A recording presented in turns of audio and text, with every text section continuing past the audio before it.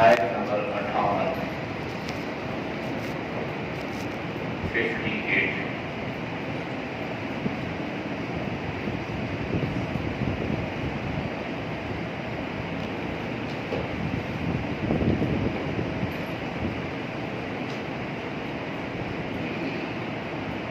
یہ خود والے دن اس کی عبارت بھی پڑھی تھی اور ترجمہ بھی کیا تھا. اعوذ باللہ من الشیطان الرجیم بسم اللہ الرحمن الرحیم. وعنده مفاتح الغیب لا یعلمها الا هو.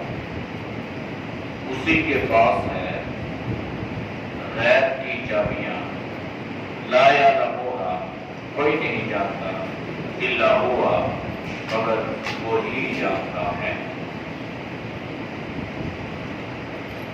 مفاتح مفتاح کی جمع جس کا معنی ہے چابی. اور غیب کہتے ہیں بغیر کسی سہارے یا بغیر کسی آلے کے کسی چیز سے کسی خبر سے واقف ہو جاتے ہیں. چونکہ گزشتہ چند آیات پہلے کفار مکہ جناب نبی کریم صلی اللہ علیہ وسلم سے مختلف قسم کے سوال کرتے تھے، اور اس میں ایک یہ بھی تھا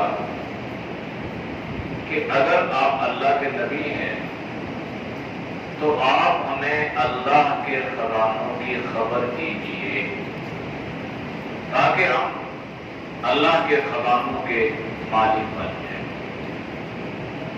تو اللہ نے جواب کیا دیا؟ وعنده مفاتح الغیب، اسی کے پاس ہیں غیب کے خزانے.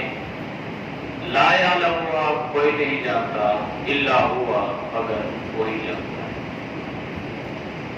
اس آیت کریمہ کے اس حصے میں اللہ نے اس بات کی وضاحت فرمائی ہے کہ جو غیب کے خزانے ہیں، جو غیب کا علم ہے، وہ سوائے اللہ کے کسی کے پاس نہیں. علم جو ہے نا، علم دو طرح کا ہے. ایک ہے علم محیط اور ایک ہے علم کلی یا جزئی. اب یہ جو علم محیط ہے یہ صرف اللہ کے پاس ہے. یعنی کائنات جتنی بھی ہے، اس پوری کائنات کا علم یہ اللہ کے پاس ہے. اللہ کے پاس اس لیے ہے کہ ظاہر بات ہے اللہ جو کائنات کا خالق ہے، اللہ نے آسمان بنایا تو آسمان پر جتنی مخلوق اللہ نے پیدا کی اللہ اسے واقف.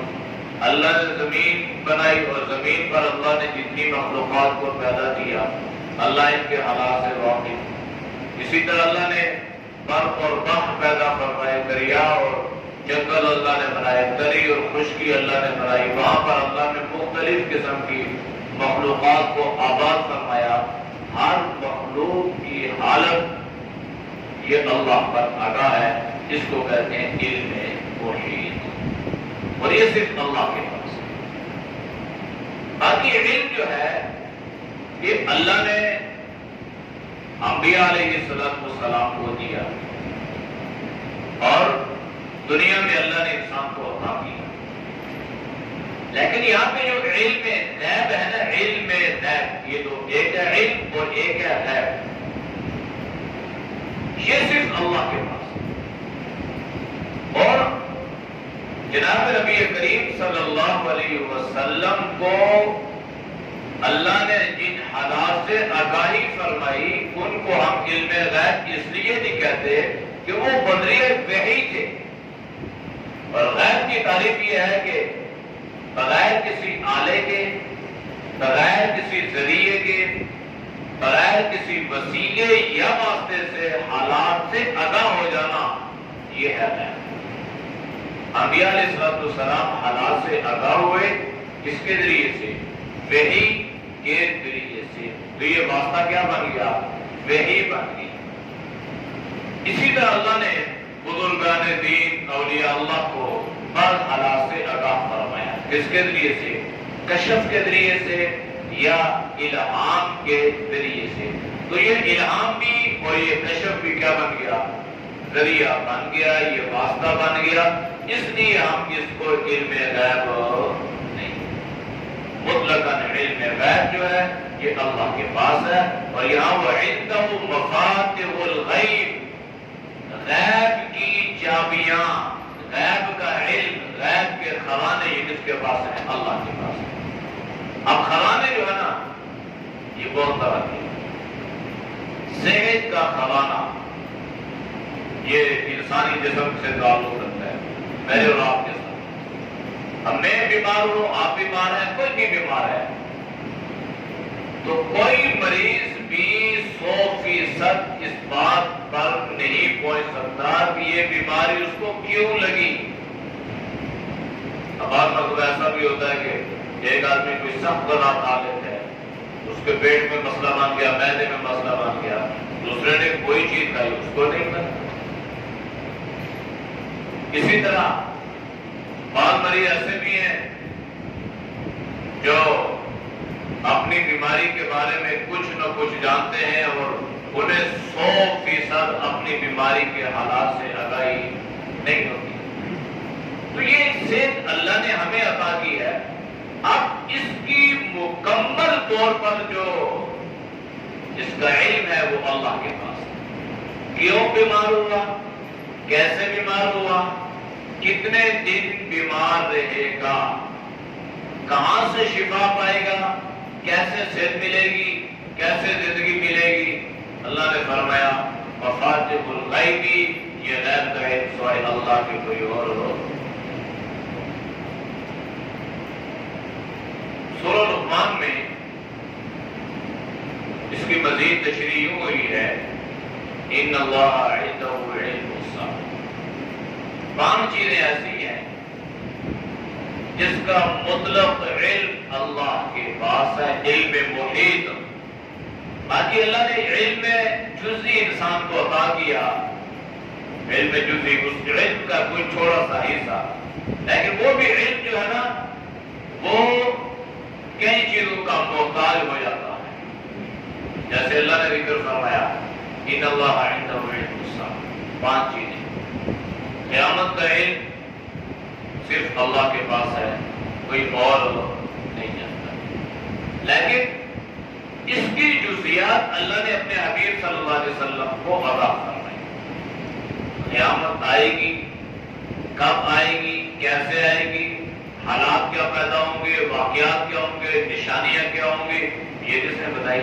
اللہ کے نبی صلی اللہ علیہ وسلم نے ان نشانیوں سے آگاہ فرمایا۔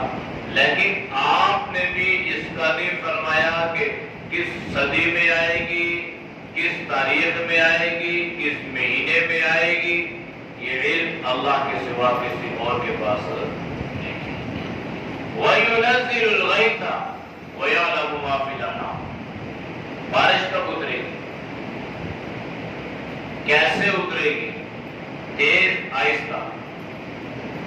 اب اس پہ سوال پیدا ہوتا ہے کہ آج تو سائنس اتنی ترقی کر گئی ہے، سائنس تو بتا دیتی ہے کہ بارش کب ہوگی، لیکن جو سائنس بتاتی ہے نا وہ ایک آلے کے ذریعے سے بتاتی ہے، اس مادے کے ذریعے سے بتاتی ہے بھائی بارش ہوگی، اتنی ہوگی اور اس طرح کی ہوگی، لیکن پھر ہم دیکھتے ہیں جو محکمہ موسمیات خبر دیتا ہے اس کی خبر ٹھیک نہیں۔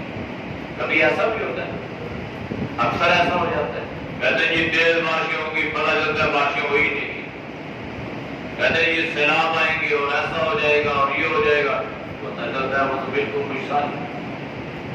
اب اگر بارش ہوگی تو یہ معافی، اس کا مطلب یہ ہے کہ اس بارش سے کسی کو نفع ملے گا، اس بارش سے کسی کو نقصان ہوگا، کوئی مستفید ہوگا، کسی کا نقصان ہوگا، کوئی خوش ہوگا، کوئی پریشان ہوگا۔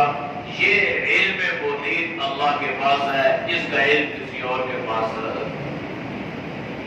بارش ہوتی ہے، کئی لوگ موسم سے انجوائے کرتے ہیں، ان کے گھروں میں طرح طرح کے کھانے اور غذائیں تیار ہو رہی تھی، موسم ایسا ہے، کئی سیر سپاٹے کے لیے نکل جاتے ہیں، موسم ایسا ہے، اور کئی لوگوں کی چھتیں گر کر وہ اس کے تلے دب کے شہید ہو جاتے ہیں، کہیں پہ غم ہی ہے، کہیں پہ خوشی ہے۔ یہ وہ ينزل الغیث، یہ اللہ کے پاس ہے، کہاں پہ برسے گی، کون اسے نفع اٹھائے گا، کس کو نقصان پہنچائے گی، کون خوشی منائے گا، کوئی بیچارہ غمی کا شکار ہو جائے گا۔ یہ علم اللہ نے اپنے پاس رکھا ہے، اس علم کے جزیات اللہ نے انسان کو عطا تو فرمائے ہیں، وہ بھی آلات کے محتاج ہیں، بغیر آلات اور بغیر ذرائع کے وہ بھی بتا نہیں سکتے۔ وَيَعْلَمُ مَا فِي الْأَرْحَامِ، ماں کے پیٹ میں کیا ہے، رحم میں کیا، مادر رحم میں کیا ہے، تو مذکر ہے مؤنث ہے۔ یہ تو کہہ سکتے ہیں جی آج میڈیکل میں یہ بتا دیا کہ بچہ بچی ہے، بچہ ہے، مذکر ہے مؤنث ہے، لیکن وہ یہ نہیں بتا سکتے کہ یہ خوش وقت ہے یا یہ شقی ہے۔ نیک وقت ہوگی، نیک ہوگا، شقی ہوگا، کافر ہوگا، مسلمان ہوگا، نیک ہوگا، برا ہوگا، خیر ملائے گا، شر ملائے گا، جس کا علم اللہ کے سوا کسی اور کو۔ وَيَعْلَمُ مَا فِي الْأَرْحَامِ وَمَا تَدْرِي نَفْسٌ مَاذَا تَكْسِبُ غَدًا، انسان کو یہ علم نہیں ہے کہ وہ کل کیا کھائے گا، کہاں سے کھائے گا، کتنا کھائے گا، کھا سکے گا یا نہیں کھا سکے گا، علم نہیں۔ انسان نے منصوبے بنائے کہ کل یہ کریں گے اور وہ کریں گے، پتہ چلا رات کو سوئی صبح اٹھے گی۔ یہ علم اللہ نے اپنے پاس رکھا ہے، اس کا علم اللہ نے کسی اور کو دیا ہے۔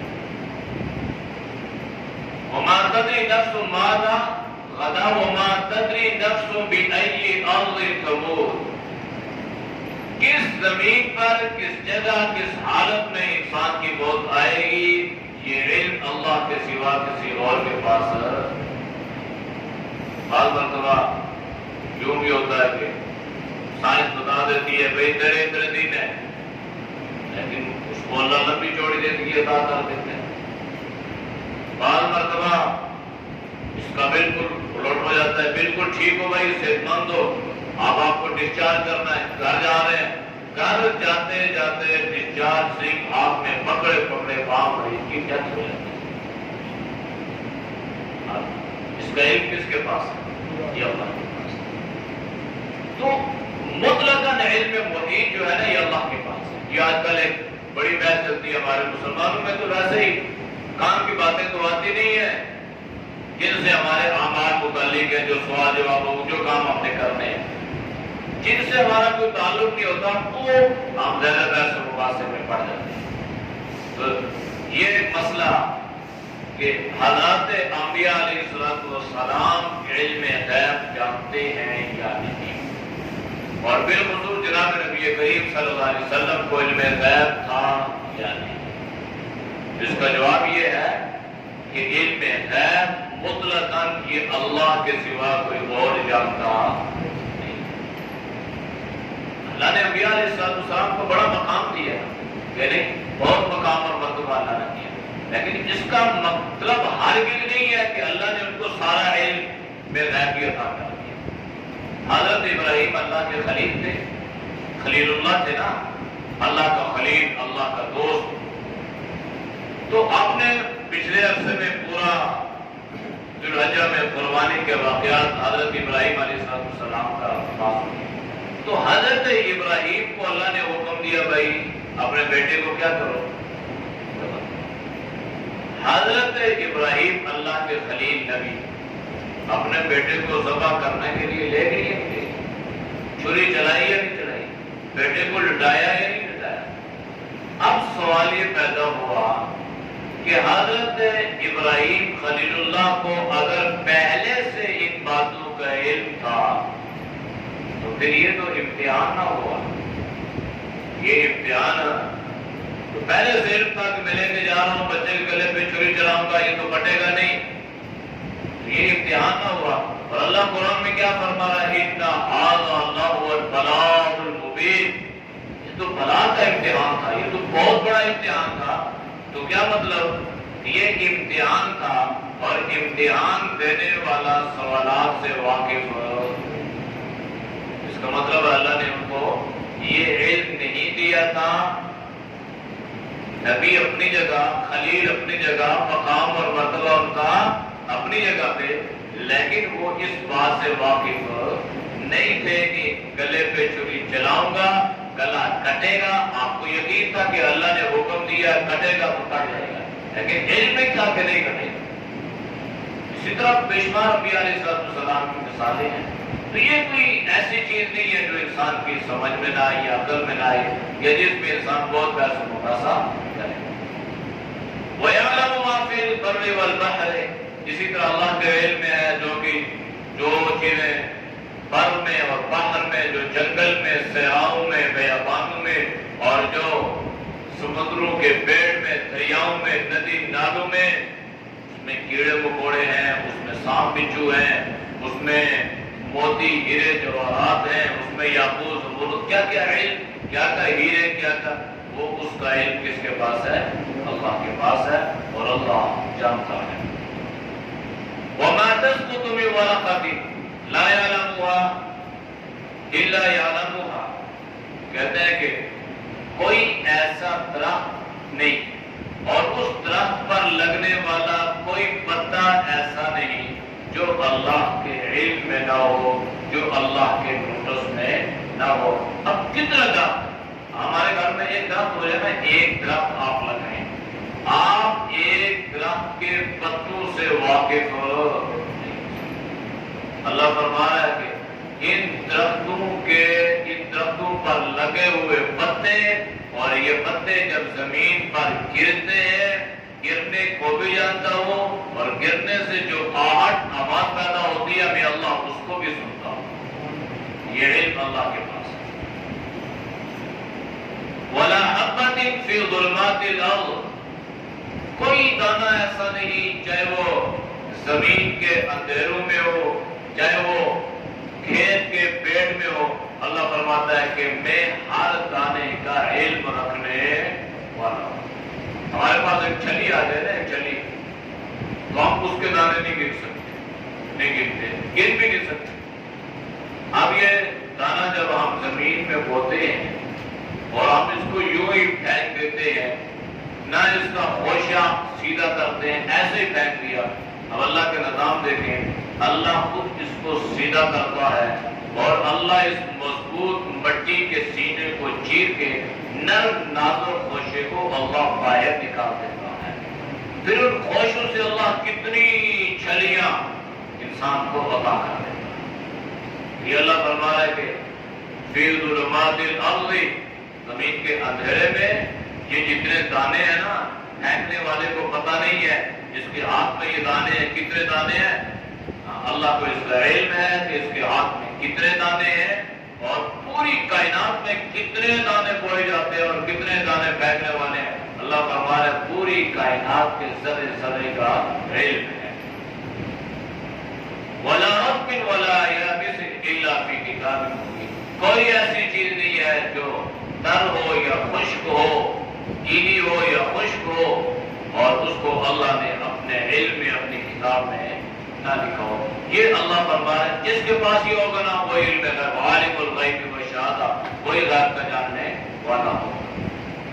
اور وہ الذی، اور وہ اللہ وہ ذات ہے، وہ خالق جو علم غیب کا جاننے والا ہے نا، وہ ہے یتوفاکم باللیل، رات کو تمہیں موت عطا کرتا ہے، ویعلم ما جرحتم بالنہار، اور دن کو جو تم کماتے ہو اس کو بھی جانتا ہے۔